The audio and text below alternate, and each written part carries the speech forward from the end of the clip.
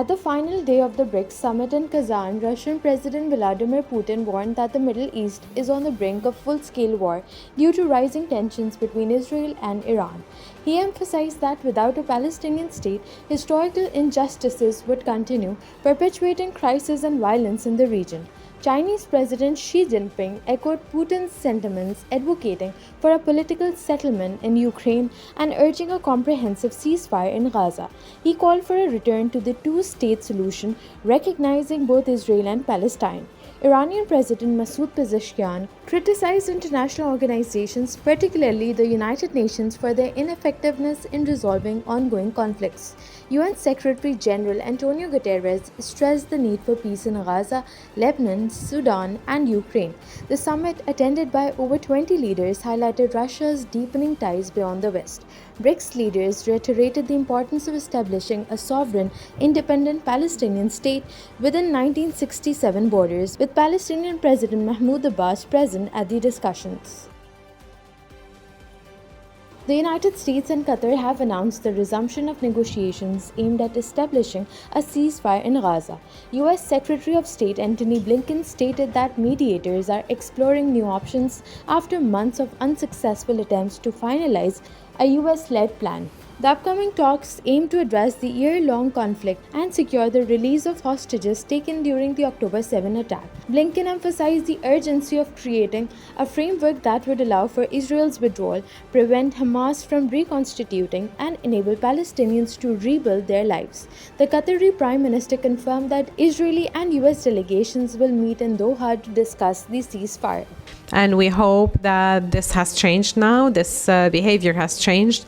The pressure from our side will continue on both parties to reach an end to the war. This is a priority of ours. And I think His Excellency, the Secretary of State, in his statement just mentioned that the United States has the same priority, and we look forward to positive results. Meanwhile, Blinken also announced an additional $135 million in humanitarian aid for the Palestinians, bringing the total U.S. assistance since the conflict escalated to $1.2 billion. The United States, as the largest provider of aid to displaced Palestinians, is also continuing to make vital contributions. Today, we're announcing an additional $135 million in humanitarian assistance, water, sanitation, maternal health, for Palestinians in Gaza, as well as in the region. And I would note that since October 7th of last year, our humanitarian assistance by the United States now totals more than $1.2 billion. Amid these diplomatic developments, Gaza's Civil Defense Agency reported that over 707 people have been killed in northern Gaza since Israel launched an assault aimed at preventing Hamas from regrouping. In a separate incident, an Israeli strike on a school in the Nuseirat area killed at least 17 people who were sheltering there. The Israeli military claimed the schooling housed a Hamas command center, justifying the attack as necessary to combat terrorist activities. In Pakistan, Bushra Bibi, the wife of former Premier Imran Khan, has been released from Adiala jail after nearly 9 months of detention. She was granted bail in the Tosha Khana case, where she and Imran Khan were accused of unlawfully retaining an expensive Bulgari jewelry set gifted by a foreign leader. Her release comes as the Pakistan Tehreek-e-Insaf party celebrated her return, highlighting the challenges she faced during her imprisonment. Turning to financial matters, Pakistan's Finance Minister Mohammad Aurangzeb announced a formal request for approximately $1 billion from the International Monetary Fund. This funding aims to help the country manage external economic shocks and comes as part of broader efforts to stabilize Pakistan's economy.